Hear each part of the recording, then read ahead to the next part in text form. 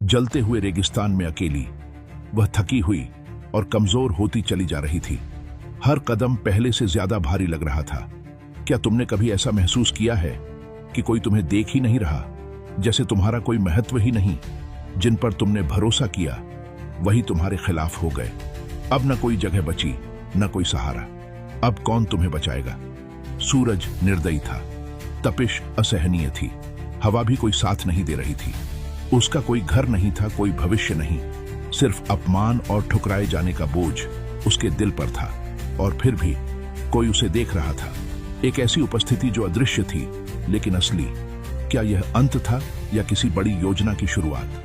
यह है बाइबल की कहानी हाजिर की, और उस परमेश्वर की जो हर किसी को देखता है।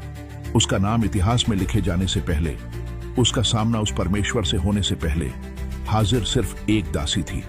मिस्र में जन्मी, अपने ही देश से अलग कर दी गई, अब्राहम और सारा के घर की नौकरानी बना दी गई। वह एक पराई जमीन पर थी, एक इंसान की तरह नहीं बल्कि एक वस्तु की तरह।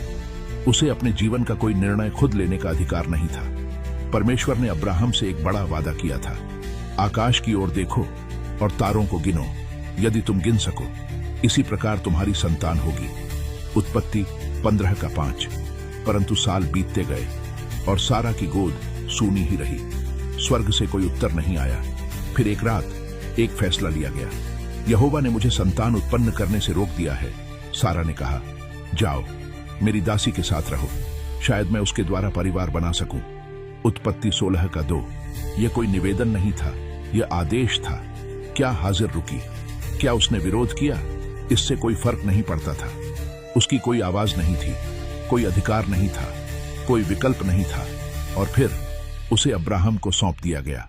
सब कुछ बदल गया था। अब वह बस एक दासी नहीं रही। अब हाजिर अब्राहम के बच्चे को अपने गर्भ में लिए हुए थी। वह संतान जिसके लिए सारा ने बरसों प्रार्थना की थी, लेकिन वह संतान अब किसी और से आ रही थी। यह सच्चाई अब घर पर भारी पड़ने लगी। पहले बस चुप्पी थी, फिर बदलती नजरें, फिर एक अजीब सा माहौल। हाजिर जो कभी नजरअंदाज की जाती थी, अब सिर ऊंचा करके चलने लगी। क्या उसने वहां सफलता नहीं पाई थी जहां सारा असफल रही थी? अब वह केवल एक दासी नहीं थी, अब वह एक होने वाली मां थी। लेकिन इस नए गर्व के साथ एक खतरनाक तनाव भी बढ़ने लगा। जब उसने देखा कि वह गर्भवती है, तो उसने अपनी स्वामिनी को तुच्छ जानना शुरू कर दिया। उत्पत्ति 16:4। सारा ने इसे देखा, इसे महसूस किया। उसका दुख अब क्रोध बन गया। जो अन्याय मुझ पर हुआ है, उसका दंड तुम पर हो। सारा ने अब्राहम से रोते हुए कहा, मैंने अपनी